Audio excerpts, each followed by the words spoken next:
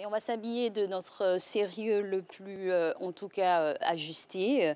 Et voilà, on commence avec cette information. Le Premier ministre a rencontré hier M. Maurice Kakou Gikawi. Oui, bonjour Alix, c'est Angeval. Le Premier ministre Ahmed Bakayoko a effectivement accordé une audience au secrétaire exécutif en chef du PDCI RDA ce mardi 9 février. Et c'est une première depuis l'arrestation du numéro 2 du PDCI en novembre dernier. L'expression relève qu'à cette occasion, Maurice Kakou Gikawi a salué les efforts du gouvernement du Premier ministre Ahmed Bakayoko qui œuvre pour la détente du climat sociopolitique national. Et on en vient à ce qui fait aussi l'actualité chez nous en Côte d'Ivoire, législative du 6 mars prochain. Les candidats indépendants donnent du fil à retordre à leur formation politique d'origine. C'est ce que nous dit le Nouveau Réveil. Selon le confrère, les candidatures indépendantes se présentent comme de véritables dilemmes pour les formations politiques à l'occasion du scrutin législatif à venir.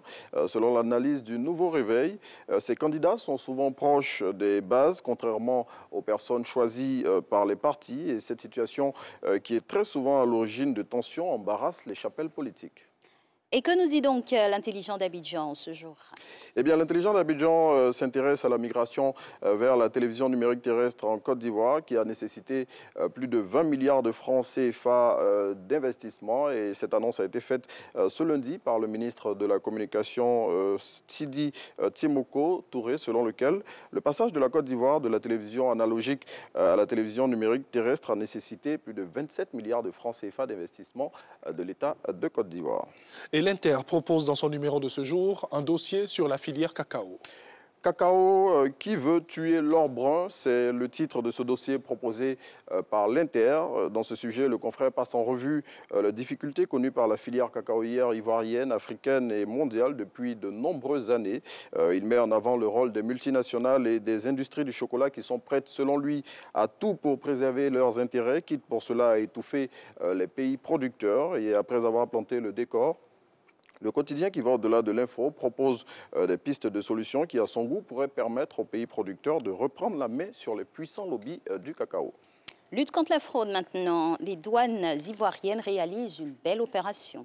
L'unité mobile d'intervention rapide de la douane a saisi dans la dernière semaine du mois dernier 14 camions transportant diverses marchandises. Et selon le service de communication de la Direction générale des douanes, qui est cité par Soir Info, ces véhicules ont été saisis parce que les documents relatifs aux marchandises qu'ils transportaient n'étaient pas conformes à leur cargaison. Le Burida, parlons-en. Le bureau ivoirien du droit d'auteur, eh bien les administrations changent, mais rien ne bouge, nous dit-on. C'est ce que révèle le quotidien d'Abidjan. Selon le confrère, les gestionnaires se succèdent à la tête de la maison de gestion des droits des artistes en Côte d'Ivoire avec le lot de textes qui les accompagne, mais rien ne change au Burida. Et à en croire le confrère, peu importe les administrations, les mêmes conflits reviennent. Le quotidien d'Abidjan dit espérer que le comité actuel de gestion de la structure, qui est dirigé par l'écrivain Tiburce Kofi, arrivera à vaincre ce signe indien. Et on referme cette revue de presse avec cette nouvelle triste du décès de l'ancien président de la Cour suprême, Tiakone.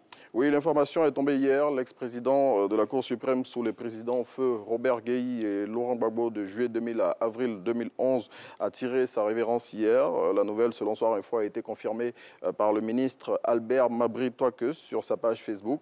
Et pour l'heure, on ne connaît pas encore les causes du décès de Tiakone qui disparaît, il faut le noter, quelques jours après Laurent Donafologo. Merci beaucoup à Renaud. Voilà, ça commence par un R dans tous les cas. Là, oui, et c'est aussi l'actualité. On m'a transformé en porteur de gilet ce matin.